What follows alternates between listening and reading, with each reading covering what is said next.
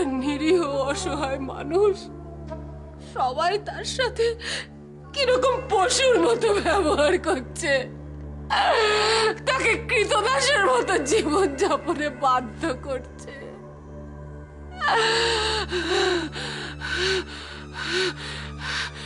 দোষ করলো কারা আর কথা শুনতে হচ্ছে কাকে? ঠিক আছে, অনেক বলেছেন আপনারা, আপনাদের আতিথেয়তার আমার কোনো প্রয়োজন নেই।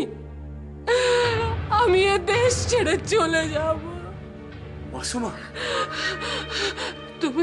তুমি চিন্তা করো না মহানামা, আমি তোমাকে নিয়ে যাব। অন্তত সেখানে গেলে তুমি তো এই অত্যাচারের হাত থেকে মুক্তি পাবে, স্বাধীন জীবন যাপন করতে পারবে, শান্তি পাবে। না মাসুমা, আমি কোথাও যেতে পারবো না। এই সিংহল তোমার মাতৃভূমি। যতদিন বেঁচে থাকবো আমি এই সিংহলের মাটিতেই বসবাস করব। দয়া করে মাসুমাকে যেতে দেবেন না। উনার এই কান্না থামান, না হলে এই করুণ সঙ্গীত চলতেই থাকবে।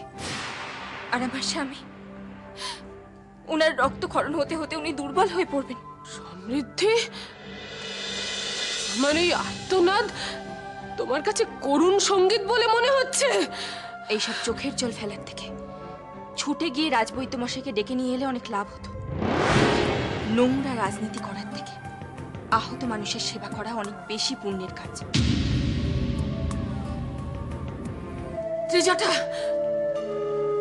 ত্রিজাটা সর্বনাশ হয়ে গেছে। কি হয়েছে মাসুমা? মহানামা, বলুন।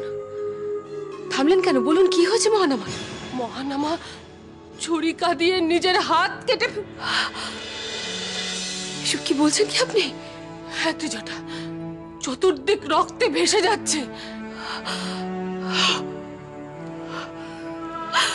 দাঁড়াও ত্রিজটা, আমায় যেতে দিন মাসুমা। ভাইয়ের এই অবস্থায় আমার তার কাছে যাওয়া। শোনো ত্রিজটা, মহানামা নিজেকে নিজে ঠিক সামলে নেবে, কিন্তু তুমি কি করবে সেটা তুমি একবার ভাবো। ধন্য আপনি। এই মুহূর্তে এসব আপনার মাথায় আসছে? হ্যাঁ আসছে, তার কারণ আমি তোমাদের দুজনকে ভালোবাসি। আমি মহানামাকে মুক্ত দেখতে চাই, আর তোমার মুখে হাসি দেখতে চাই।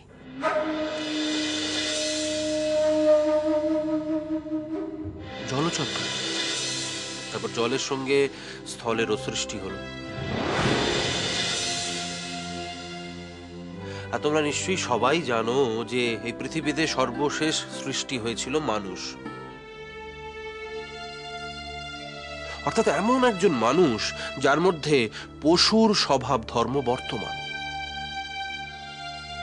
তাহলে নিশ্চয়ই বুঝতে পারছো। কণা, এদিকে এসো। আমি এতক্ষণ তোমাকে যা যা বললাম তা আমি তোমার মুখ থেকে শুনতে চাই। দেখি তুমি কতটা শিখলে।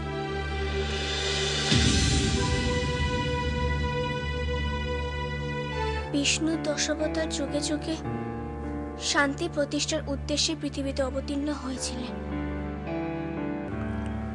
কল্কি এখনো অবতীর্ণ হননি। প্রথম অবতার হলেন মৎস্য। তিনি মহর্ষি মনুকে রক্ষা করেছিলেন। আর দ্বিতীয় অবতার হলেন বরাহ। তিনি দাঁড়াও।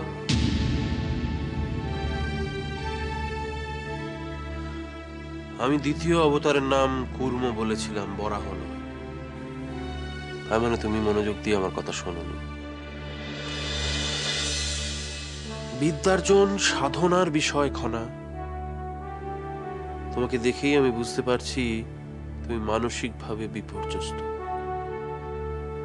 কিন্তু তা বলে বিদ্যা চর্চার সঙ্গে আপোষ কেন?